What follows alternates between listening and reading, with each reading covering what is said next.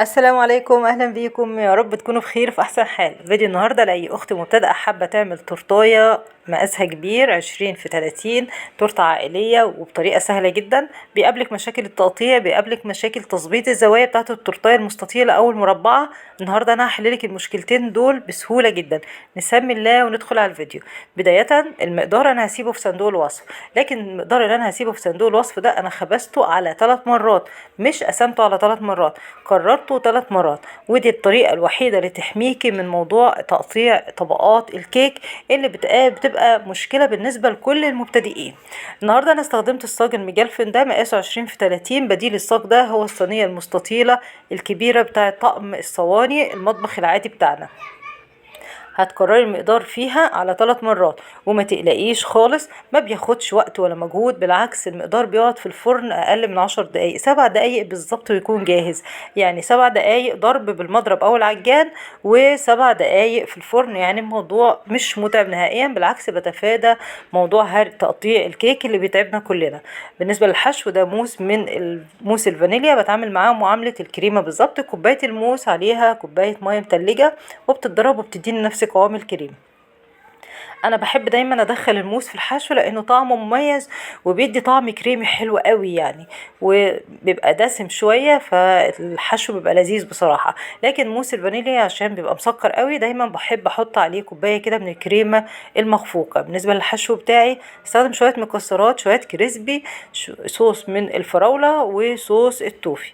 مبدئيا اول حاجه، اهم حاجه عشان نثبت الكيك بتاعنا، بنحط معلقه كده على البورد من الكريمه ونثبت اول طبقه من الكيك.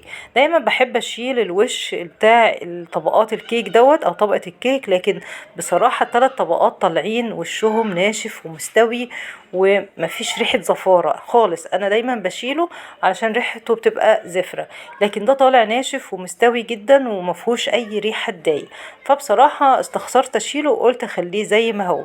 ولو خدتوا بالكم كمان من ال4 جوانب بتوع الكيك محتاجين يتساووا ويتقطعوا كده علشان تبقى طالعه متساويه، لكن انا مش هشيله لان زي ما قلنا في الاول الفيديو لاي اخت مبتدئه. فمعظم المبتدئين او المبتدئات ما بيبقاش يعني موضوع تظبيط الكيك من على الجوانب ده بالتقطيع بيبقى بالنسبه لهم برضو مشكله. فانا برضو هوريكم التورتايه هتطلع ازاي في الاخر. هحط بس الحشو بتاعي، وانا بحب دايما صوص التوفي ده احطه لما يكون الحشو موجود فيه بندق، بيبقى طعمه حلو. وكمان البندق او المكسرات عموما بيبقى حلو معاها صوص التوفي او صوص الشوكولاته. بالنسبه للكريمه بحط قد ايه بين الطبقات كريمه.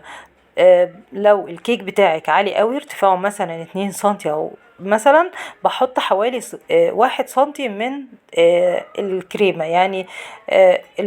ولو بيبقى نصه، يعني نص المقدار، نص مقدار الكيك عشان تبقى ارتفاعها حلو، يبقى الحشو كده باين، ما تبقاش بتاكلي كيك بس او كريمه بس، تبقى الدنيا ايه متساويه شويه. اما لو كيك بتاعك طالع مش عالي قوي، يعني حوالي 1 سنتي مثلا، بتخلي برضو الكريمه بتاعتك من يعني 1 سنتي او نص سنتي. بتحاولي توازني الامور، يعني خلي كده ايه زي ما بيقولوا عينك ميزان. الطبقه التانية انا حطيتها، وحطيت الكريسبي بتاعي، هحط صوص الفراوله بقى فوق الكريسبي. ناخد بالنا قوي واحنا بنحط في الحشوات صوص فراوله او صوص مانجا بالذات، عشان بيبقوا بينعموا قوي وبيبقوا ساعات يسيحوا كده جوه الحشو، ما جيبوش على الجوانب. هحاول اوسطنه جوه التورتايه، سواء كانت مستطيله او مربعه او حتى مدوره عادي. انا بحط طبقه كده كريمه فوق الصوص عشان طبقه الكريمه تمسك وما تتزحلقش معايا.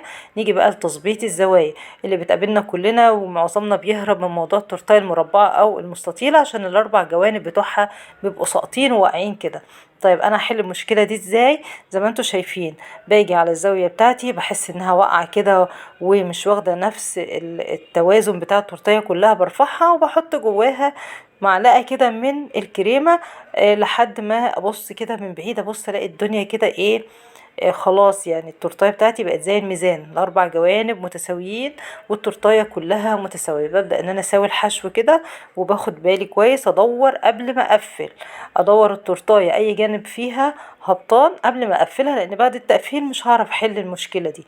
بس بقى الطبقة الأخيرة نسيت أقول لكم إن أنا بسقي ده شربات حلويات عادي، بس بيكون خفيف شوية ويكون بارد كده أو ساقع محطوط في التلاجة، طبعا ما بحطهوش وهو سخن. بعد ما ظبطت الزوايا بتاعتي كلها لقيت الأربع جوانب بتوع التورتاية كلهم خلاص متساويين، وتحسي ان هي فعلا واقفة عبارة عن مستطيل ثابت قدامك.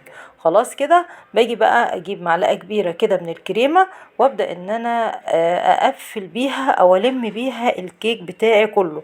دايما كيك الفانيليا بالذات بيطلع منه فتافيت وهري كتير كده، فلو قفلنا او جلسنا عليه على طول بيطلع معانا الهري ده في التقفيل بتاع الكريمة من بره، بيبقى مش ظريف يعني، بالذات لو احنا لسه مبتدئين.